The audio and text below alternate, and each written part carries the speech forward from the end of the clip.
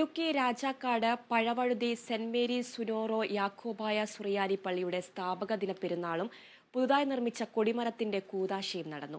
High range മേഖലാ മെത്രാപ്പൊലീത്ത doctor Elias more അത്താനിയാസോസ് മുഖ്യ കാർമ്മികത്വം വഹിച്ചു.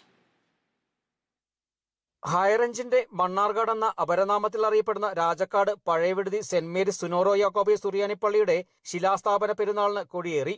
കുടിയേറ്റ കാലഘട്ടത്തിൽ പള്ളി നിർമ്മാണത്തിന് തുടക്കം കുറിച്ചുകൊണ്ട് കല്ലിടൽ കർമ്മം നടന്നതിന്റെ ഓർമ്മ പുതുക്കിക്കൊണ്ടാണ് ഇടവക അംഗങ്ങൾ ശിലാസ്ഥാപന പെരുന്നാൾ ആഘോഷിക്കുന്നത്.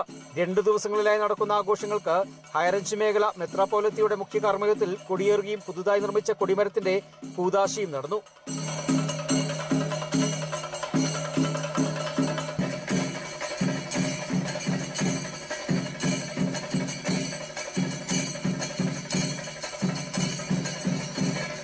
ശിലാസ്ഥാപന പെരുന്നാളിന്റെ ഭാഗമായി സന്ധ്യാപ്രാർത്ഥന, പ്രഭാത പ്രാർത്ഥന, വിശുദ്ധ കുർബാന, പ്രദക്ഷിണം തുടങ്ങി തിരുക്കർമ്മങ്ങൾക്കൊപ്പം നേർച്ച സദ്യയും നടന്നു. ഇടവക വികാരി ഫാദർ എൽദോസ് മോനത്തുമാലിയിൽ, മുൻ വികാരി ഫാദർ ബേസിൽ പുതുശ്ശേരിയിൽ, ട്രസ്റ്റി പ്രിൻസ് കന്യാക്കുഴിയിൽ, സെക്രട്ടറി എൽദോസ് കരിയാലിൽ, മാനേജിംഗ് കമ്മിറ്റി അംഗങ്ങൾ, യൂത്ത് അസോസിയേഷൻ, വനിതാ സമാജം, സൺഡേ സ്കൂൾ ഭാരവാഹികൾ തുടങ്ങിയവർ നേതൃത്വം നൽകി. Kerala Vision News, Idukki.